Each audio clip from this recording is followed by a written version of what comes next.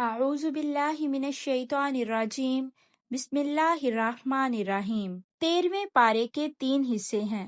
سورت یوسف کا بقیہ حصہ، سورت رعد مکمل اور سورت ابراہیم مکمل۔ سورت یوسف کا بقیہ حصہ حضرت یوسف علیہ السلام کے واقعے کی تفصیل گزشتہ پارے میں بیان ہو چکی ہے۔ اس حصے میں قصہ یوسف کا ہی اختتام کیا گیا ہے۔ حضرت یوسف علیہ السلام کی آزمائشوں کے بعد کامیابی اور خاندان کے ساتھ ملاب کا ذکر ہے۔ سورت رعد میں 5 بنیادی موضوعات بیان ہوئے ہیں: قرآن کی حقانیت، توحید، قیامت، رسالت، نیک لوگوں کی 8 صفات اور بدبختوں کی 3 نشانیاں۔ پہلا موضوع قرآن کی حقانیت۔ قرآن کریم سچی اور کامل ہدایت والی کتاب ہے اور یہ انسانیت کے لیے رہنمائی کا سرچشمہ ہے۔ دوسرا موضوع توحید۔ سورت رعد کی آیات 2 سے 11 میں اللہ تعالیٰ بیان فرماتے ہیں: آسمان، زمین، سورج، چاند، دن، رات، پہاڑ، دریا، فصلیں اور مختلف ذائقوں والے پھل پیدا کرنے والا صرف اللہ تعالیٰ ہے۔ نفع و نقصان، زندگی و موت اور پوری کائنات کا نظام اسی کے اختیار میں ہے۔ تیسرا موضوع قیامت۔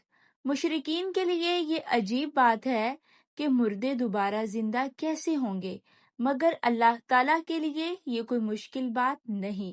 جو پہلی بار بغیر کسی نمونے کے پیدا کر سکتا ہے، اس کے لیے دوبارہ پیدا کرنا کیا مشکل ہے۔ چوتھا موضوع رسالت۔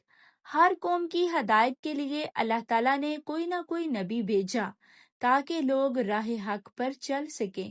پانچویں بات نیک لوگوں کی صفات اور بدبختوں کی نشانیاں۔ نیک لوگوں کی صفات اور بدکاروں کی نشانیاں بیان کی گئی ہیں تاکہ لوگ اپنی راہ کا انتخاب کر سکیں۔ پھر آگے سورت ابراہیم شروع ہو رہی ہے۔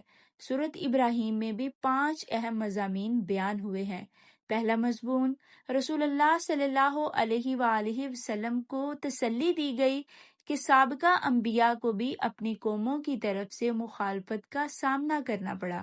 دوسرا مضمون منکرین کے شبہات کا ذکر اور ان کی تردید کی گئی، جیسے اللہ کے وجود میں شک اور یہ اعتراض کہ بشر رسول نہیں ہو سکتا، اور آباء و اجداد کی اندھی تقلید۔ تیسرا مضمون قیامت۔ یہاں قیامت کے دن شیطان کا وہ مشہور اعتراف بیان ہوا جب وہ اپنے پیروکاروں سے کہے گا کہ اللہ کا وعدہ سچا تھا، میرا وعدہ جھوٹا تھا، میں نے تم پر کوئی جبرن زبردستی نہیں کی، تم خود میرے بہکاوے میں آئے، آج مجھے نہیں بلکہ خود کو ملامت کرو۔